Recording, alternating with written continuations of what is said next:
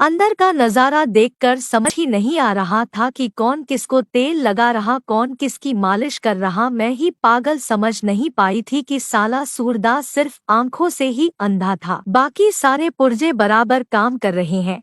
इसके तो कमला किसी कुशल सपेरे के तरह मोटे काले नाक से खेल रही थी। मेरा तो देख कर ही दिल दहल गया था। साला एक तो मेरी दुकान की हड़ताल चल रही है और इधर कमला माल लूट रही है। मुझे तो अपनी काम वाली बाई से ही जलन होने लगी। मैं हॉल में आकर सोफे पर बैठ गई और प्लान बना लिया था कि क्या करना है अब, क्योंकि नागराज तो हमको भी भाग गए थे। अब आधे घंटे बाद कमला बाहर आई तो मैंने उसे बुलाया और कहा, ये सब क्या चल रहा है कमला, और कब से चल रहा है? क्या बीबी जी हम समझे नहीं, वो बोली। मैंने कहा ज्यादा बनो मत, मैंने सब देख लिया कैसे हिलोरे ले रही थी तू अभी अंदर। वो एकदम से सकपका गई और डर गई और रोने लगी, गिड़गिड़ाने लगी। बीबी जी गलती हो गई, आगे से नहीं होगी, आप किसी को मत बोलिएगा। मैं गरीब हूँ, अगर काम से निकाल दिया तो बच्चे क्या खाएंगे, और मेरा पति शराबी है, वो तो मार ही डालेगा मुझे। बाबूजी ने कुछ पैसे दिए ये सब करने के लिए तो मैं लालच में आ गई, और मेरा पति भी कुछ नहीं करता तो मुझे भी जरूरत लगती है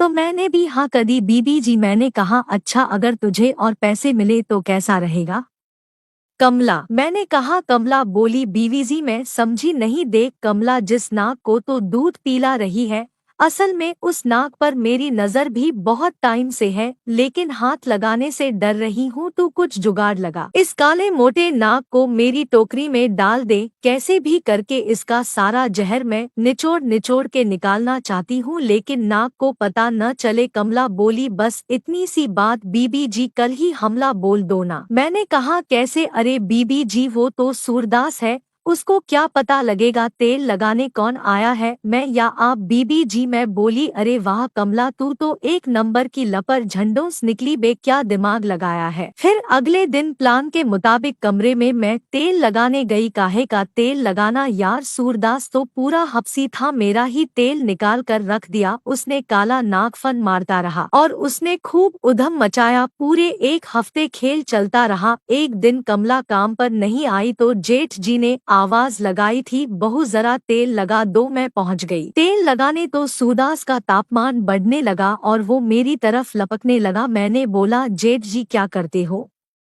मैं कमला नहीं हूँ। सूरदास हंसते हुए बोला, अरे प्यारी बहू रानी तो रोज कहाँ कमला होती है, जब मैं बाजा बजाता हूँ मैं अंधा हूँ। बहुरानी बेवकूफ नहीं हूँ, तेरी महक तो मैंने उसी दिन सूंघ ली थी जिस दिन तूने मुझे बाथरूम से उठाकर कमरे तक छोड़ा था। पिछले 5 दिन से तू ही तो ऊपर बैठकर झूला झूल रही है, मुझे सब पता है, पहले ही दिन जान गया था। फिर हम दोनों हंसने लगे। अब सारे राज खुल चुके थे तो सारे पर्दे भी हट चुके थे। उसके बाद खुल्लम खुल्ला दिन रात प्यार की बारिश होती रही, जिसने मेरे तन और मन दोनों को सरोवर कर दिया और ज्वालामुखी से धधकती प्यास धरती को जलधारा से ठंडा कर दिया। अब मैं रोज मटर पनीर भी खा रही हूँ और अपनी मिक्स वेज तो है ही, अब मेरे दोनों हाथों में लड्डू है।